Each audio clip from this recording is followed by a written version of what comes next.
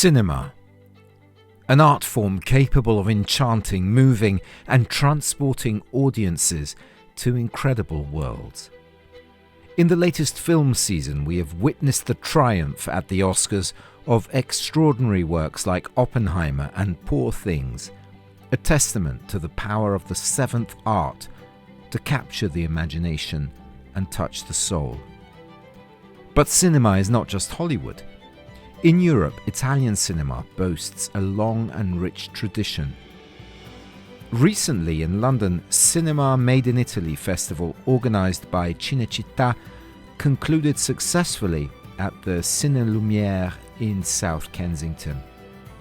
This event celebrated the talent and innovation of contemporary Italian directors.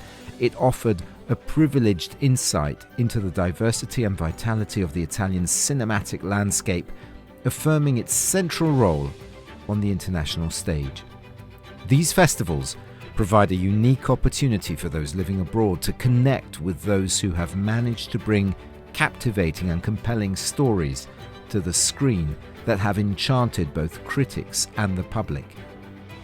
The film selection was curated by Adrian Wootton, director of London Film and admirer of Italian cinema. I have the pleasure to select and curate the films. I've been doing this for a number of years now. It's a range of criterion. It's about having a diversity, so different subject matters, so that we have different genres. We also very much want to ensure that we have a mixture between established filmmakers, known talents that have made films before, but also new talents. We're very, very keen to have first-time filmmakers whose work isn't necessarily as familiar to UK audiences.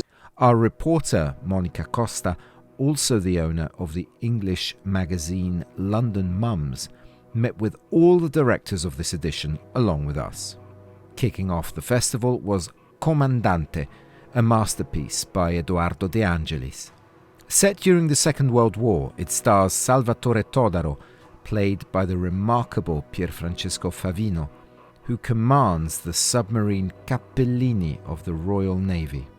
Ho cercato Pierfrancesco perché avevo la sensazione precisa che nonostante fosse il nostro attore che ha fatto i ruoli più mimetici, no?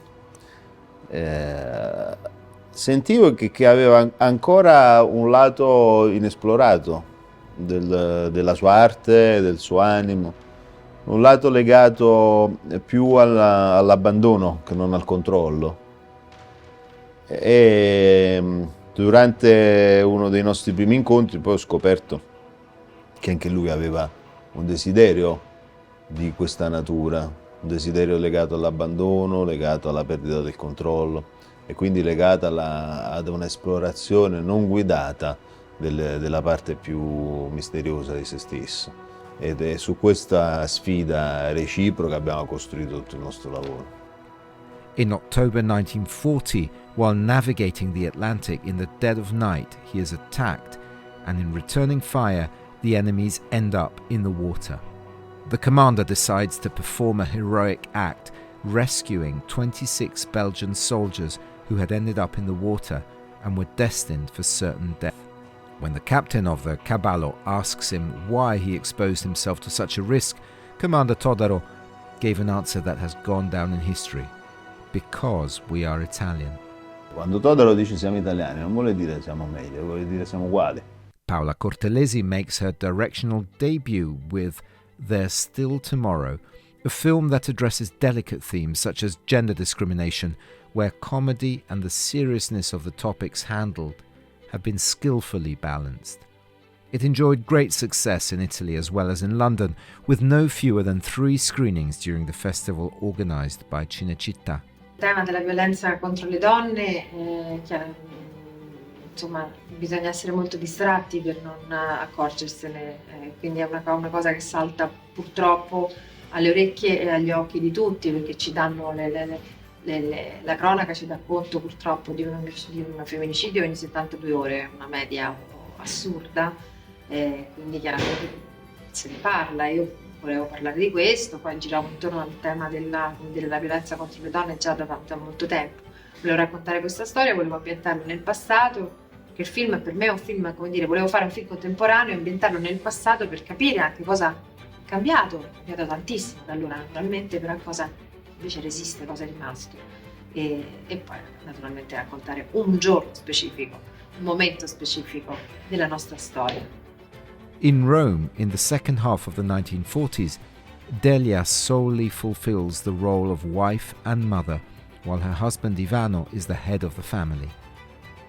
The engagement of their eldest daughter to a boy from the bourgeois class creates unrest in the family.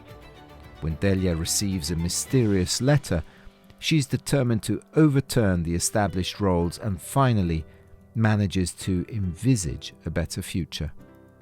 Io credo che il pubblico sia già, come dire, molto attenzionato sull'argomento, ahimè, quindi dalla cronaca, e quindi è un nervo scoperto, perciò il pubblico credo che insomma, aspettasse in qualche modo una storia su questo, una storia diciamo non reale su questo argomento. Penso che abbia contribuito anche il linguaggio, il tipo di tono, il registro del film, che non è un registro tragico, pur trattando un tema tragico, ma insomma, ho scelto di non trattarlo con un linguaggio, ho scelto di utilizzare un linguaggio umoristico, secondo me veicolo fondamentale per come dire, accompagnare e traghettare le cose un po' in tante direzioni, ecco. The choice of soundtrack was particularly notable, contrasting contemporary music with post-war setting.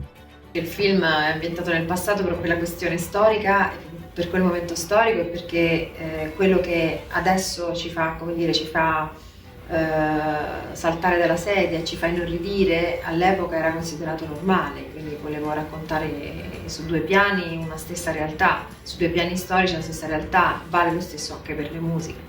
The film There's Still Tomorrow will be distributed in British cinemas from the 26th of April. Dysfunctional family dynamics and societal judgments in Ginevra Elkann's I Told You So.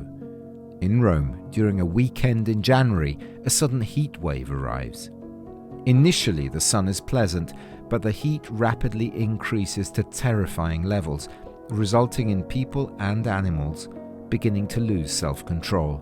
Ma penso che il tema della famiglia è un tema per me molto importante. Credo che nella famiglia e diciamo, nasce molto di chi siamo, e soprattutto se si viene da delle famiglie complicate e delle famiglie delle storie nel quale nasce un trauma. Tutti i personaggi di questo film hanno delle dipendenze e quindi hanno dei traumi da superare, e questi traumi purtroppo spesso nascano da relazioni, rapporti, e questo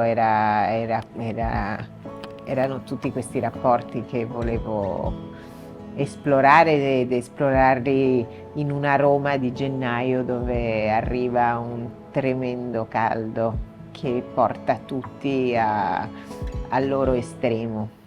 Sometimes, the director's technical and stylistic choice transforms the film into a visual masterpiece that endures over time.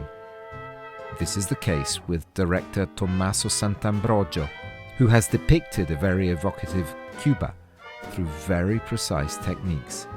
Ma il film ha un lavoro che ha un'estetica molto forte, molto definita, e anche dalle scelte formali molto chiare. Diciamo che dal primo momento in cui ho messo piede nelle vesti di regista a Cuba, quindi la prima volta che sono tornato con un'ottica non soltanto di vivermi il luogo, conoscere, incontrare, il mio approccio è stato subito quello di raccontare il paese tramite l'utilizzo del filtro del bianco e nero, perché quello che volevo fare era levare la patina dei colori accesi, le macchine d'epoca, i moiti dell'immaginario collettivo occidentale, post-colonialista, turistico, e tramite l'utilizzo del filtro del bianco e nero arrivare direttamente alle storie dei personaggi, farlo arrivare direttamente a me senza avere questo filtro, come anche al pubblico, e quindi tramite il filtro avvicinare di più alla realtà, tramite il bianco e nero, il filtro in bianco e nero, avvicinare di più alla realtà di quello che possono fare secondo me i colori rispetto alla percezione di Cuba. Quello che volevo fare era arrivare ad avere un dialogo orizzontale tra il luogo, le storie e il pubblico, anche un pubblico più occidentale. Veronica, after a trial and 2 years in prison for the murder of her mother and her lover, is found innocent. She has her whole life ahead of her, but finds it difficult to look to the future when everyone's eyes are still on her past. One of the most delicate periods of life, adolescence, is told through the eyes of the protagonist. Da cosa nasce l'idea? Io ho un figlio adesso più grande, ma che all'epoca, qualche anno fa, 2 o 3 anni fa, era adolescente, cioè l'età delle ragazze del film, e che in qualche modo ho avuto desiderio di raccontare una storia su quell'età. E poi mi sono divertito a appoggiarci, visto che io leggo quell'età come un thriller, perché il ricordo che porto della mia adolescenza era molto legata al thriller, nell'accezione in cui sei continuamente sul crinale di un abisso, in qualche modo. Da subito ho pensato insieme al direttore del casting che ha seguito il film che ci per ottenere una verità. Per ottenere la verità che cercavamo serviva una forma di inconsapevolezza, e sicuramente l'idea di cercare qualcuno che non fosse mai stato davanti a una macchina da presa poteva aiutare. E da lì è partito un lungo, laborioso street casting a Genova e nei dintorni, dove si svolge il film, dove abbiamo trovato quelli che secondo me sono indiscutibilmente 2 diamanti grezzi. Adapted from the novel by Cesare Pavese, which is nearly a century old but tells a timeless story. This is the latest effort by Laura Luchetti, presented at Cinema Made in Italy, The Beautiful Summer. I'm not a person who have a message to give. I think there are most important and more important people who can give messages out to people. I think that what I like when I do my work is to raise questions rather than give answers, and I love when the audience goes out with their own answers about the film or about the story as they experienced it. In 1938, travelling to Turin with her brother Severino to work, the young Ginia meets the mysterious Amelia, a model for several painters in the city. Thanks to her, Ginia meets the painters Rodriguez and Guido, falling in love with the latter. It was a team.